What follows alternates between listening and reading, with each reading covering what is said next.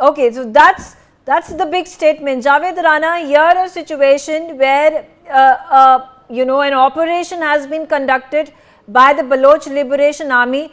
It has been performed with utmost complexity, because right from the time that there has been a train that has started from Quetta, it was headed to Peshawar. The Baloch Liberation Army commanders, the rebels over there, the militants knew who were the people, who were the passengers in the train. They knew exactly that there were some 200 personnel of the Pakistani army that were in fact in the train. They have held them back, asked the rest of the passengers, the civilians, to return, including Pakistani nationals who are women and children, and now they demand that the Baloch prisoners that have been in the custody of the Pakistani authorities be released in exchange for the hostages.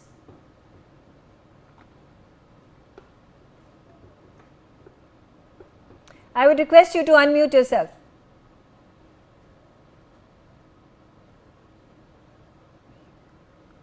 All right, so that's the big demand. Immediate exchange of prisoners is what the Baloch Liberation Army has been demanding, as had been anticipated. Yes, Javed, go ahead.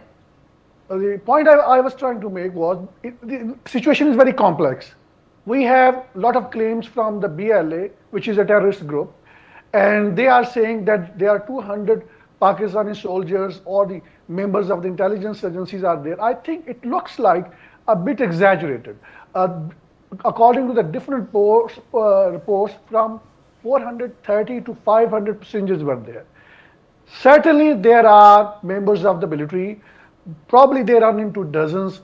What is their exact number? It is anybody's guess.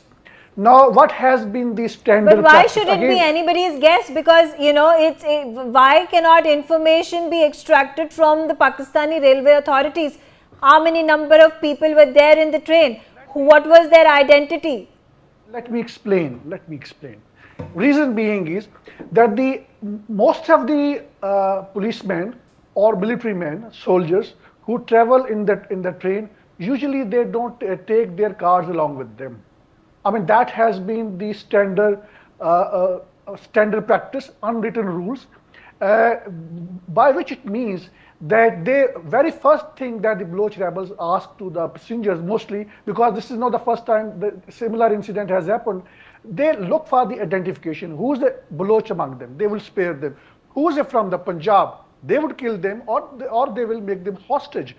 Or from Sindh, they have been making people from Sindh also hostage in the past. So that has been the standard practice. So when they don't have a card, so they have some space, some room to manipulate. So by saying that there are 200 personnel of the military, so do you think the Baloch was smart enough, and this complicated, complex operation that they have been able to execute, the fact that they were very well aware that there were going to be Pakistani army personnel and intelligence forces personnel on aboard that train, and that was the motive for them to orchestrate this hijack successfully?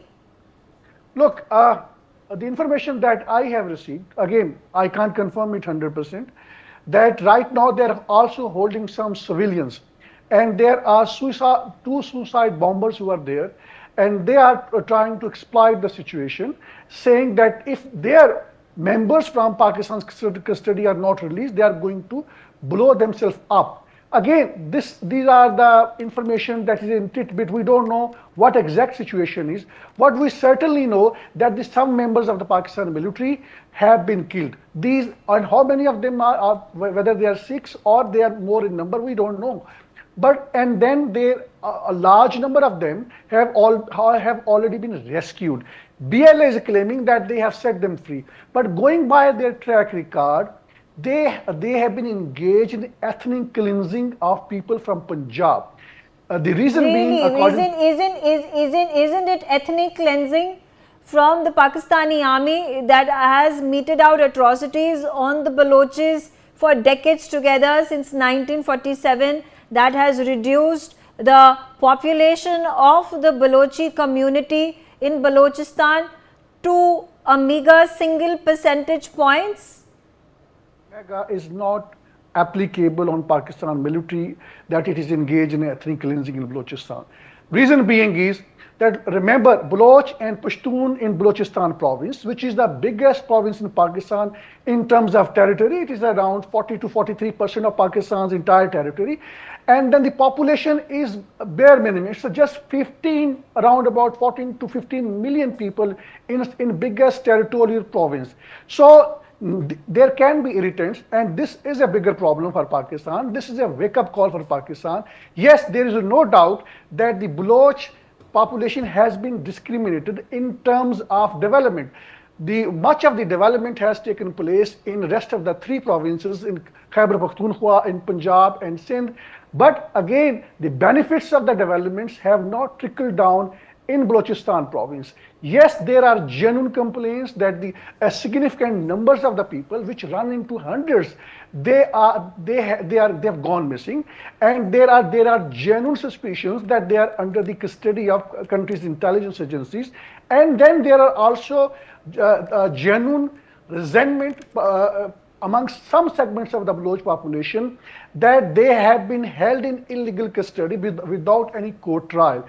And then also there are genuine concerns that there is no representative government in Balochistan. The last election that were held in Pakistan about a year ago, there was a large-scale fraudulent elections.